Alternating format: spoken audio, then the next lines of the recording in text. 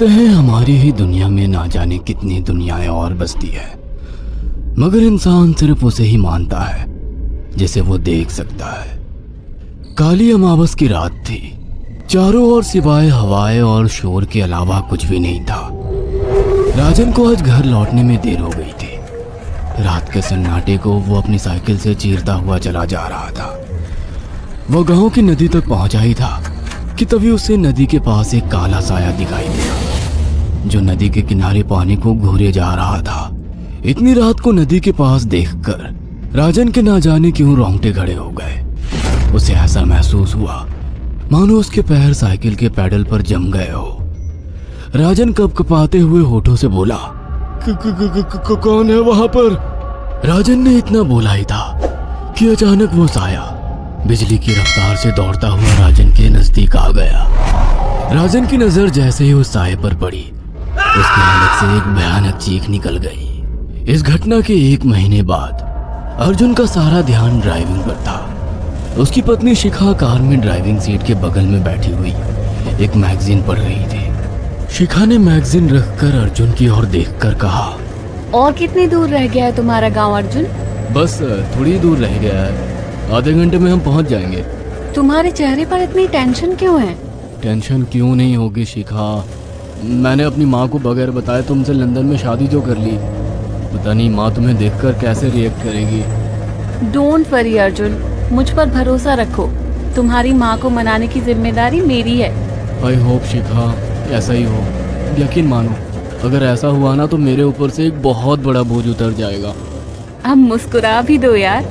अच्छा, तुम बता रहे थे कि गांव में तुम्हारी बहुत बड़ी हवेली बनी हुई है। कुछ बताओ ना अपनी हवेली के बारे में। अरे 15 मिनट में हम वैसे भी पहुंचने वाले हैं, तुम खुद देख लेना। कुछ ही देर में अर्जुन अपने गांव वीरपुर अपनी हवेली में खड़ा हुआ था। अर्जुन की माँ अर्चना देवी अर्जुन के स्वागत के लिए हवेली के बाहर खड़ी हुई थी। अर्जुन ने दौड़कर अपनी माँ के पैर छुए और डरते हुए बोला, ये शिखा है माँ, मेरी पत्नी। हम दोनों ने लंदन में शादी कर ली। अर्जुन की बात सुनकर अर्चना देवी मुस्कुराकर बोली, कोई बात नहीं बेटा, एक ना एक दिन तो तुझे शादी करनी ही थी। इतना बोलकर अर्चना ने अपनी बहू को गले लगा लिया और वो अंदर आने का इशारा करती हुई वहां से चली गई। अर्जुन को अपनी माँ का ये बिहेवियर देखकर बहुत ज्यादा हैरत हुई।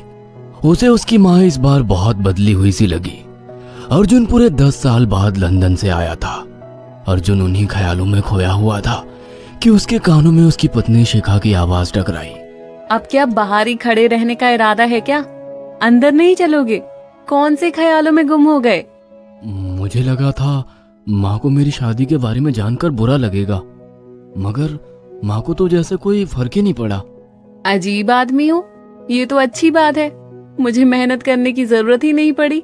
चलो अब अंदर भी चलो। अर्जुन और शिखा अंदर की ओर चले गए। अर्जुन ने देखा कि उसकी हवेली में सन्नाटा पसरा हुआ था।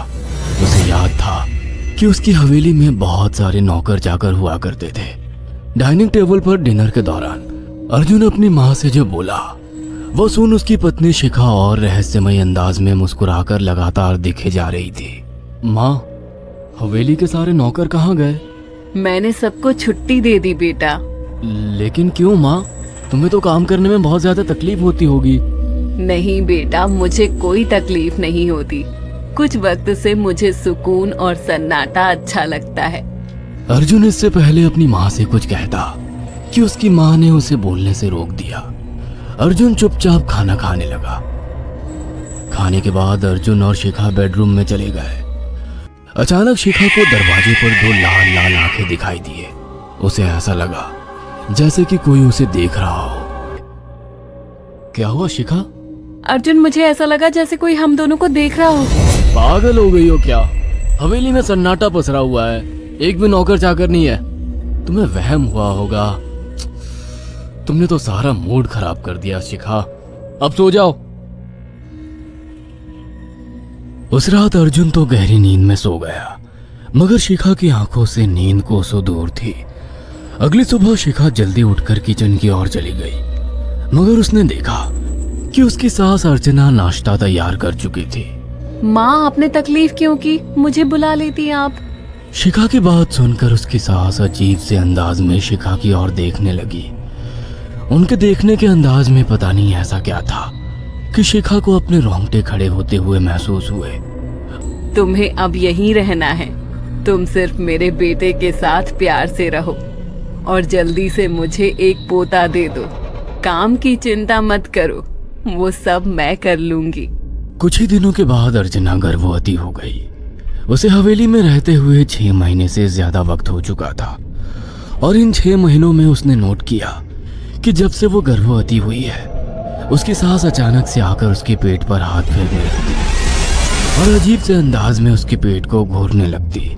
शिखा ने तंग आकर अर्जुन से कहा, अर्जुन, मुझे तुम्हारी माँ का बिहेवियर बड़ा अजीब लगता है। तुम्हारी माँ जब देखो मेरे पेट पर आकर हाथ फेरती रहती है। अरे माँ को अपने पोते के आने का बेसब्री से इंतजार है शिखा, इसमें अजीब लगने वाली क्या बात है? कैसी चमक? शिखा के मुंह से अचानक से एक अल्फाज निकल गया, जैसे किसी डायन की आंखों में होती है। शिखा की बात सुनकर अर्जुन का गुस्सा 7वें आसमान पर पहुंच गया। वो गुस्से से चीखते हुए बोला, खबरदार शिखा, आगे एक शब्द मेरी माँ के खिलाफ मत निकालना, नहीं तो मुझसे बुरा कोई नहीं होगा। तुम्हें शर्म आनी चाहिए शिखा। जब से तुम यहाँ पर आई हो तब से मेरी माँ तुम्हारी कितनी चिंता करती है। वे तुम्हें समय से खुद नाश्ता बनाकर देती है, खाना देती है, यहाँ तक कि हवेली की साफ सफाई भी वो अकेली करती है। क्या बोलूं अब तुमसे, शर्म आती है मुझे तुम्हें अपनी पत्नी कहते हुए। इतना कहकर अर्जुन गुस्से से कमरे से निकल गया। शिखा अर्जुन से बहुत कुछ कहना चाहती थी मगर कह नहीं पाई। शिखा के अब 9 महीने कंप्लीट हो चुके थे और एक रात अचानक उसे प्रेगनेंसी पेन होने लगे। वो दर्द से तड़पने लगी। ये देखकर अर्जुन घबरा गया। वो दौड़ा दौड़ा माँ को बुलाकर लाया और बोला, माँ, हमें तुरंत शिखा को किसी अच्छे हॉस्पिटल में एडमिट कराना होगा। अर्जुन ने देखा कि उसकी माँ ने उसकी बात को सुना ही नहीं। वो तो बस शिखा के गर्भ की ओर आंखें फाड़ फाड़ कर देखी जा रही थी। अर्जुन एक बार चिल्लाकर कहा, माँ, हमें शिखा को इसी वक्त हॉस्पिटल में एडमिट कराना होगा। नहीं, शिखा की डिलीवरी हॉस्पिटल में नहीं, इसी हवेली में होगी। लेकिन इस हवेली में आपके और मेरे अलावा कोई नहीं है। तभी शिखा दर्द से तड़पने लगी। अर्चना ने अपने बेटे को धक्के देकर कमरे से बाहर निकाल दिया और दरवाजा बंद कर लिया। अर्जुन हक्का बक्का रह गया। अर्जुन दौड़ता हुआ गांव की ओर गया। उसने देखा कि गांव में एक पेड़ के नीचे गांव के सभी बुजुर्ग इकट्ठे थे। उनके हाथों में जलती हुई मशालें थीं। अर्जुन उनके पास पहुंच गया और बोला, मेरी मदद कीजिए, मेरी बीवी को प्रेगनेंसी दर्द हो रहे हैं। आप प्लीज किसी दाई को बुला लीजिए, जितना पैसा चाहिए देने को मैं तैयार हूँ। तभी उसके कानों में गांव के सरपंच की आवाज टकराई, बेवकूफ लड़के, तू अपनी बीवी को एक डायन के यहाँ पर मरने के लिए छोड़ आया। क्या कहना चाहते हैं आप? आप जानते हैं आप क्या कह रहे हैं? वही जो तू सुन रहा है। तेरी माँ एक डायन है। इन गांव वालों के हाथों में जो मशाले देख रहा है ना, हम तेरी ही हवेली में आग लगाने जा रहे थे। तेरी माँ ने इस गांव में ना जाने कितने नौजवानों को मार कर खाया है। तेरी माँ एक डायन है।